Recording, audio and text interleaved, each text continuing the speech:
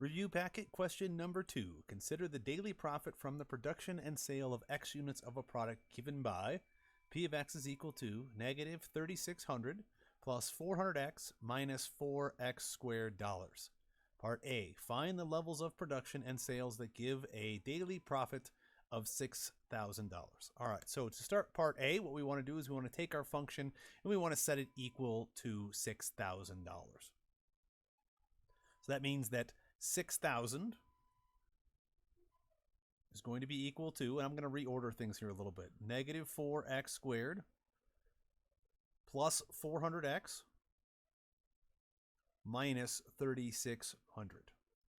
So our strategy here is we want to set it equal to 0. So we're going to take the 6,000 and bring it over, although because the negative 4 is in front of x squared, actually I'm going to take everything on the right and bring it to the left. I don't like having my x squared be negative. So that's going to give me positive 4x squared. That's going to give me negative 400x. That's going to give me positive 3,600. And then on the left side was 6,000, and that was positive 2, so positive 6,000. And that's going to equal 0. Certainly I can combine 3,600 and 6,000, so we can have 4x squared minus 400x plus 9,600 equals 0. And then if you look here, 4 and 400 and 9,600 are all divisible by 4, so we might as well go ahead and make these a little bit smaller. As I've said many times in the past, smaller things are easier to work with. That's going to give us x squared. It's going to give us 100x, and that's going to give us 2,400. And of course, 0 divided by 4 is still 0. All right, so now comes the part where we can try to factor it, or we can use the quadratic formula, or we could complete the square, whatever method we want to use to solve this quadratic. I think it's factorable. I think the factors of 2,400 are 60 and 40, and I think those would make 100, and I think when you multiply them together, you're going to get 2,400. So let's go with x minus 60 and x minus 40 equal to 0, which means x is 60 and x is 40. Great. So those are the production levels that give us daily profit. But what we need to say here is that these represent units. So for part A, the actual answers we want to put down are 60 units and 40 units. Terrific. Moving on to part B. How many units need to be produced to maximize the profit? And related to that is part C. What is the maximum profit? Well, they're talking about maximum. Remember that maximum, especially when you're talking about a quadratic, means vertex.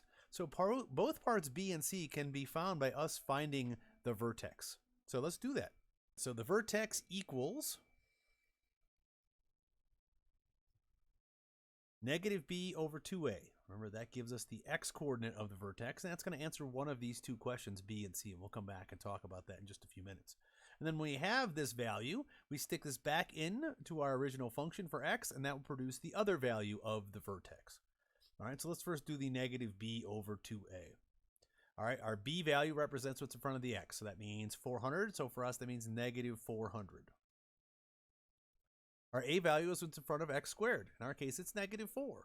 So it's going to be 2 times negative 4 from the original function.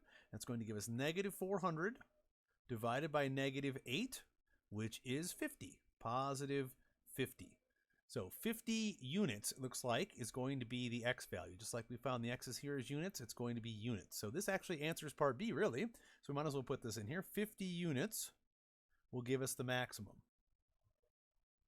And what is the maximum? Well, if we stick 50 back into our function, that's going to generate the answer here for part C. What is the maximum profit? Obviously, it's going to be in dollars, so we can put $sign right here. Important to give this context. These units are part of the answer. We need that. This $sign is part of the answer. We need that. All right, so let's put 50 in. So let's go back to the original, and let's do P of 50. So we're going to have negative 3,600. We're going to have plus 400 times 50, and we're going to have minus 4 times 50 squared. All right, so this is a great part where our calculator comes into play to help us get this answer. I'm going to start on the back end, and I'm going to ask my calculator, what is 50 squared first? And once I have that, I'm going to multiply it times -4. That tells me it's -10,000. Then I'm going to go ahead and add, in a parenthesis, 50 times 400.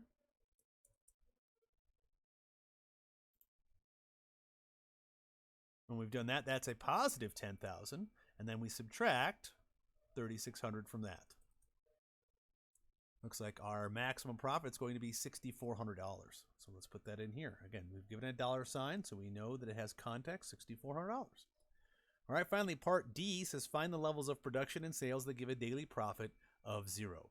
Much like in the first one where we were looking for a daily profit of $6,000, this time we're looking for a daily profit of 0. So basically it's part 1 all over again, except this time we're going to set it equal to 0. So let's draw a line right here and give ourselves some space to work in.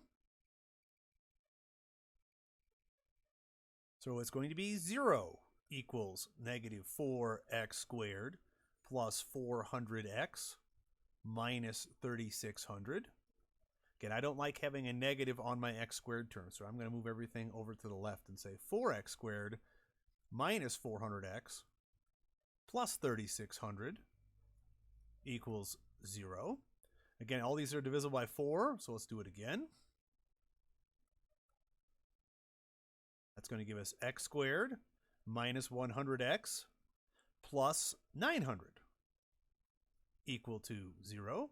And I think this one's just as easily factorable because 9 and 10, or 90 and 10 make 100, and 90 and 10 also make 900. So let's do it as x minus 90 and x minus 10 equal to 0, which says x is 90 and x is 10.